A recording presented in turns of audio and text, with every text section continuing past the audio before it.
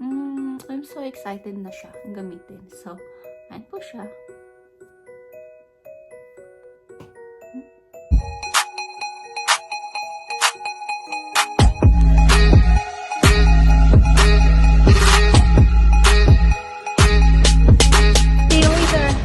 Jeshie Urs here again, and welcome back to my channel. So today's video is about a brush, a technique brush for my daily use makeup. So as you know guys, as you can see in my profile or in my video, wala pa akong makeup tutorial kasi hindi ako marunong mag-makeup.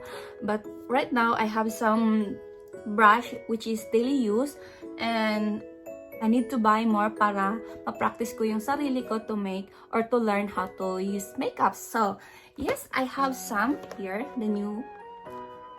This one is everyday essential. So, this one, hinintay ko talaga siya na mag-discount. So, right now is discounted siya. And it's really worth it kasi apat na siya, 5, at saka kasali na yung sponge. So, bali, 5 items dito. So, ito naman is 5 tools and lipstick. So, means this one is lips. So, I have a old product. Ito yung ginamit ko. Ito yung basic talaga na ginagamit ko. So, on that time, binili ko siya, hindi siya sale. So, na-realize na may sale din pala sila. So, that's why I buy some of these. And yes, this is from Real Technique. So, na-realize ko din na yung Real Technique is a nice brand. And one of the popular here in Denmark, ang brush ng Real Technique. So, yes. So, ito yung 4. Kasali na yung case. Ito yung mga ginagamit ko, basic. Kasi hindi pa nga ako marunong. So, ito yung Real Technique na Square Foundation. Yeah, ito pala. Square Foundation brand. Square Foundation brush. Ito pala. So, Square Foundation brush. Ito yung ginagamit ko sa pang-sponge ng pang-foundation ko. Pero, hindi siya, parang hindi ako komportable. So, ginagamit ko siya as a concealer. Minsan, ginagamit ko lang as a concealer. Tapos, ito yung favorite ko. Nakalagay dito is Buffing brush. Kasi ito ginagamit ko as a foundation, as a, what you call that one? A blush on. So, may daily use talaga to. So, yes, ito naman for detailer brush. So, alimbawa ko may mga ganito, kulang kayo, ganun yan. Pero, ito ginamit ko siya sa lips ko. So, yes. And this naman is contour brush. So, here sa contour brush. So, hindi ako nagko-contour, pero minsan ginagamit ko lang siya pang ganun, para char-char na lang. So, yes. So, ito po yung basic and old brush from Real Technique. So, yes. So, I'm excited about is this one kasi wala na akong sponge. So, ito talaga ang hinintay ko na mag-discount. So, I got it na talaga. So, ito is by number siya. So, ang nakalagay dito is about everyday essential, list product essential, dito jar. Is a French na. So, for foundation, concealer, blush, plus highlighter, plus shadow. So, bali 4 siya. 5 pala. So, 1 foundation, isang for concealer, isang pang blush, isang pang highlighter, at saka isang pang shadow. So, yes, napalagay dito sa likod. Actually, sa likod may mga for what this one. The brush is for what. But nakalagay dito is by number. Hindi siya tulad dito na talaga. Ito for blush on, ito for contour, ito. So, ito naman is for by number siya. So, let's try to open this one. Really, I'm excited about to use the blush on. And blush on brush and sponge kasi wala na akong sponge and natapon ko na. So here, ito po siya. So uunahin natin, ito talaga yung gustong gusto ko kasi blush on siya. Pang blush talaga siya. So, yes. Ay, meron din pala siya ito. So, ito yung number. RT400 is for blush. And then, may ganito din siya. Parang, para hindi siya madulas. Yan. Pero pwede mo siyang tanggalin kung gustuhin mo. Pas, may nakalagay dito na for blush. Hindi ko alam kung nakikita nyo. Yan, for blush. Ito siya. Ito. For blush brush. So, yes, ito siya. Oh. So fluffy. I'm so excited na siya gamitin. So, ayan po siya. Malambot siya. Yes, so, ito po yung for blush. So, nakalagay dito is RT400. So, RT400 is a, yes, for blush. Tapered soft fluffy bristle blend powder. Blush evenly for smooth and natural look. So, yes, kaya, maganda siya. So, very soft talaga siya and easy to clean.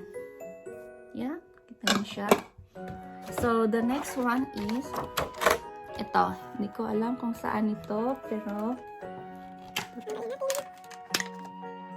Expert Face Brush. So, is RT200 and nakalagay dito is Expert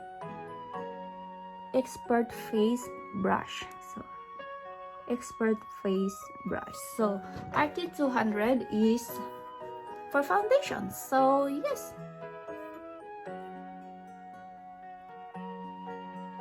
Yes, so this one is okay din siya para foundation. The writing here is firm bristles puff liquid or cream foundation for to glow flawless finish. So yes, is a foundation siya. Malambot din siya pero hindi siya tulad ng ano. Ito po. Hindi siya masyadong fluffy like the blush on. Kasi nga naman, is different talaga siya to compare nito. So, this one, RT200 is for foundation. Sorry.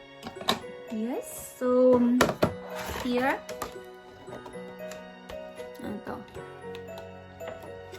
So, RT402 is a setting brush. So, nakalagay setting brush.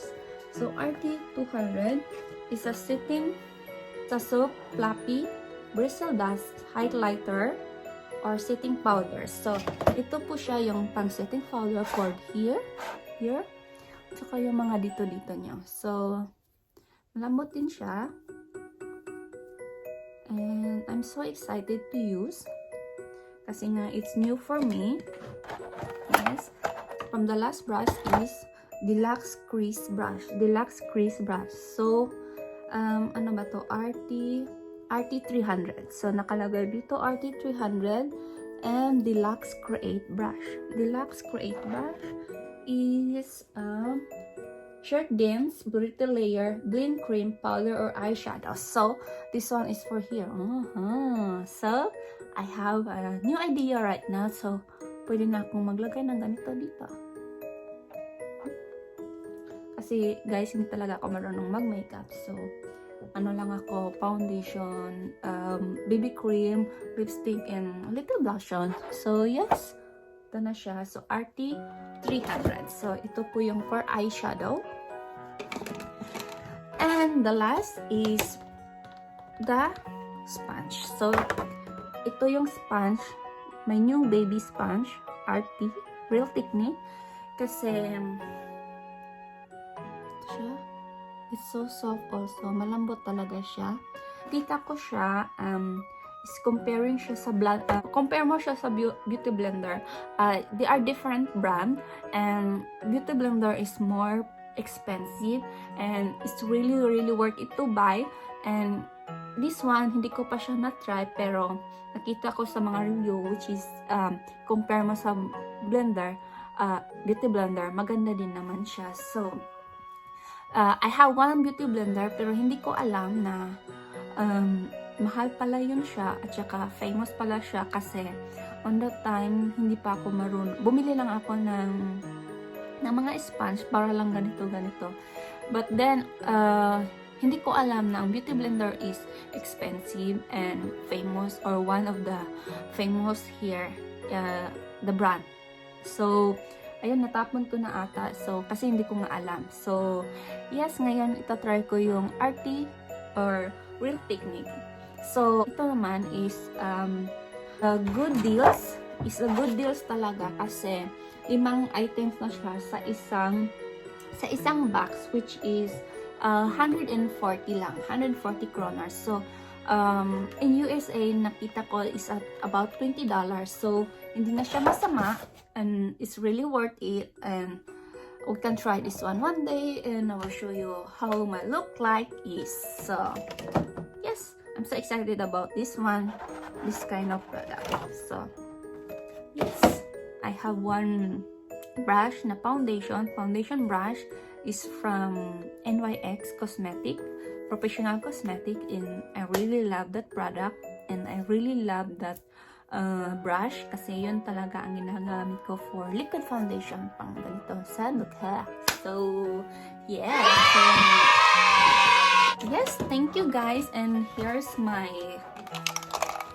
review or unboxing for Real Technique brush.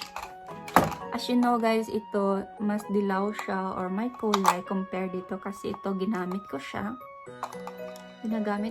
and then this is a new one. So yes, thank you guys so much for staying with me, and I hope see you soon. Bye.